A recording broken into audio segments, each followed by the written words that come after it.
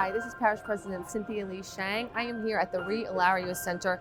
We just got finished an incredible training with our recreation department on the new AED machines that the Saints have donated to us.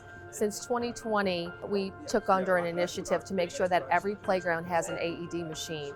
And with this new donation, we're going to be able to double up or even triple at some of our larger playgrounds, and also make sure that all of our travel teams will take a machine with them when they go out of state to compete.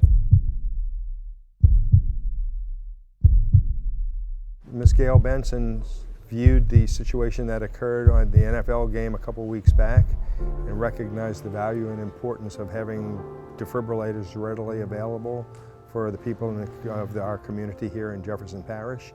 And she stepped up to the plate and donated devices to the Jefferson Parish Recreation Department to protect the youth of our community. We got the call from the Saints regarding Ms. Benson wants to donate these machines. I mean, it was just a timely gift. You know, it was amazing that she had the insight to be able to say, this is so important. These machines are really going to help us because we've got some playgrounds with larger footprints, and we're going to now be able to deploy more machines on our larger playgrounds. The devices we have, you know, most of them right now are in the gyms. So these new devices are going to be deployed in concession stands. They're going to be deployed in restroom facilities closer to the action. American Heart Association recommends what's called a 3-minute drop to shock. When the patient drops, if we can get therapy from an AED to the patient in 3 minutes or less, we give them about a 70% chance of survival.